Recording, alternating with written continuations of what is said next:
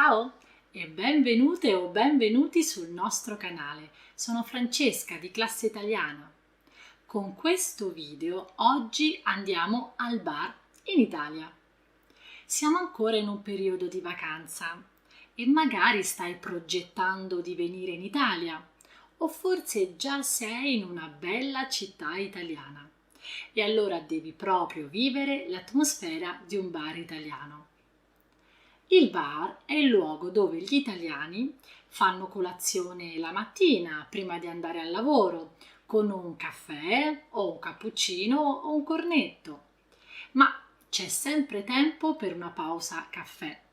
Possiamo bere il nostro caffè in piedi, al bancone o seduti al tavolo.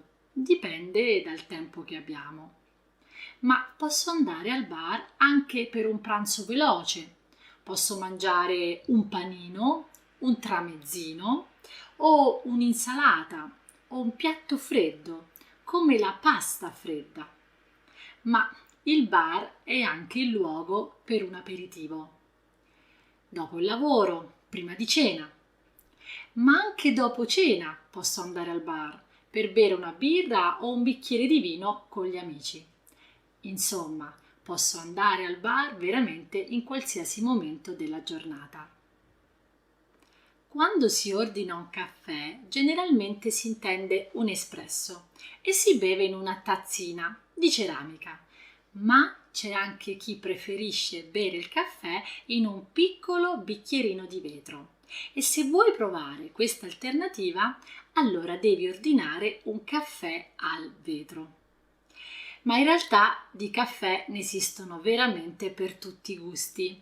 Oltre all'espresso possiamo bere un caffè lungo, ristretto, corretto, macchiato, decaffeinato, americano e tanti altri tipi. E poi c'è il cappuccino e il latte macchiato, per esempio, che però generalmente si bevono a colazione. Molto difficile trovare un italiano che sorseggia un cappuccino a pranzo insieme ad un'insalata o ad una pasta. Non è vietato, però per gli italiani non è assolutamente normale. Ma ci sono anche altre bevande che possiamo ordinare al bar, dalle bibite al succo di frutta o a una spremuta di frutta fresca, per esempio una spremuta di arancia. O il tè caldo o il tè freddo, o una buona cioccolata calda in tazza. Ma anche come cibo. Al bar posso ordinare molti dolci, il classico cornetto, chiamato anche brioche, e posso prendere un cornetto semplice o integrale o alla marmellata, alla crema. E poi i bomboloni, anche questi alla crema, ma potrei continuare veramente per molto tempo.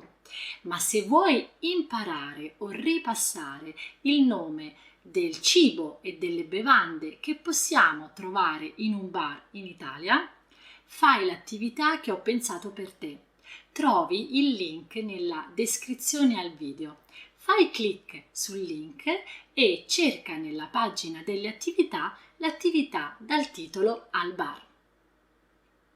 Ma adesso vediamo come fare per ordinare qualcosa al bar. Per esempio, se voglio ordinare un caffè, cosa posso dire?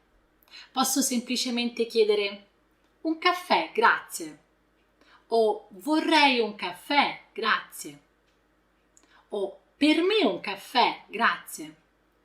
O posso avere un caffè, per favore? Qui c'è una piccola intonazione di domanda. Oppure mi fa un caffè, per favore? O se sono in compagnia e tutti prendiamo un caffè, allora posso dire ci fa un caffè, per favore? E se sono in compagnia, prima di ordinare, posso chiedere a chi è con me cosa prendi? O se è più di una persona, cosa prendete? A questa domanda si può rispondere o con una delle espressioni che abbiamo detto prima oppure direttamente con il verbo prendere, quindi prendo un caffè, grazie. Se voglio ordinare al tavolo, allora posso dire vorrei ordinare al tavolo. E una volta arrivati al tavolo, posso chiedere al cameriere, posso ordinare?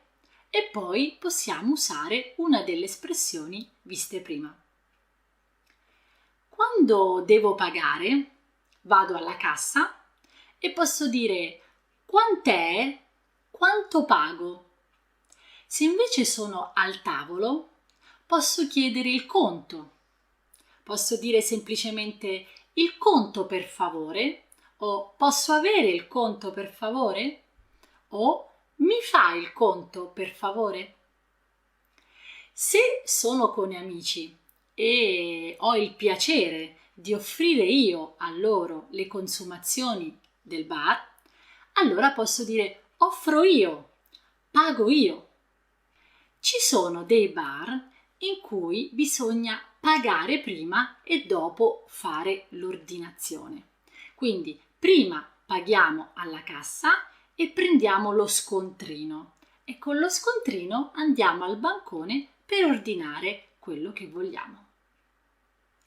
Possiamo essere gentili quando ordiniamo qualcosa se usiamo espressioni come per favore o per cortesia, o se per un servizio avuto noi possiamo dire grazie, grazie mille, grazie molte, o se rispondiamo ad un grazie con prego o di nulla, di niente, si figuri, non c'è di che.